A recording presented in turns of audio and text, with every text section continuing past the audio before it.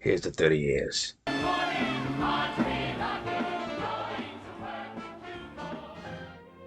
Yes, everything's as if we never said goodbye. Sunset Boulevard was, of course, one of the great classic movies of all time, directed by Billy Wilder, and it was a great honour for me to be allowed to have the rights to then produce a version of Sunset myself and write it. Every movie's a circus on the wire without an end. I always thought it was one of the most supremely theatrical ideas that one could ever have on the stage.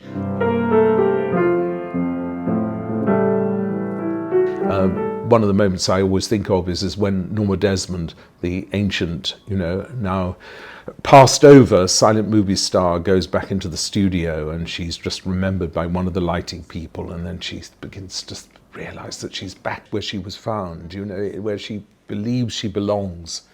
That was one of the most theatrical moments I think I've ever seen in a film, and that's when I really felt that I wanted to do it. The show is one of the best musicals I've ever seen on Broadway. It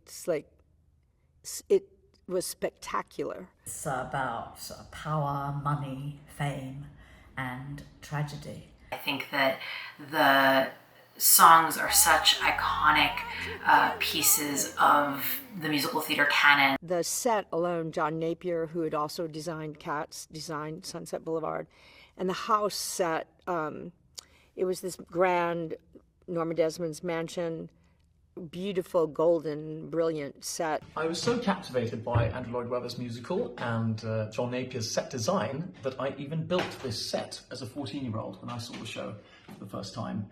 And it's haunted me and been with me all my life since then. My favourite scene probably is entering in the beautiful Landau limousine when she makes her return.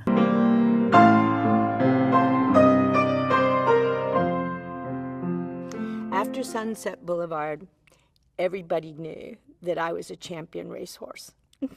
After 18 years of trying to play Broadway, Norma finally took me there, and I always remember that line in the piece where she says, "Why are you so late?" That had very special meaning for me.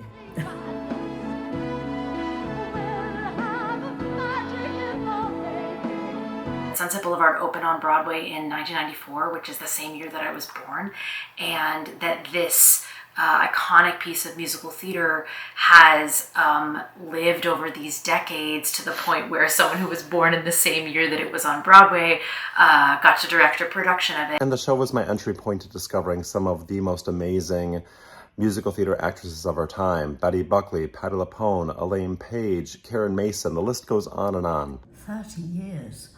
My goodness, how frightening. Well, it's a major dramatic role in modern musical theatre, and no sane actress would turn it down. And I loved every minute of it. To stand on a stage on Broadway or in London and have this like soaring orchestra with you while you're singing, it's just, it's like amazing, amazing. It's like flying. So, yeah, I was just like, I prepared to exit the show. And I went through like about a couple of days of profound grief, but I didn't want to leave it and feel that way for months. I didn't want there to be like a huge loss in my life because it had all been such a gift. At the end, I walked off that stage and I was done. I was like, I got to do that. That's pretty cool. And the magic in the making. Yes, everything's as if we never said goodbye.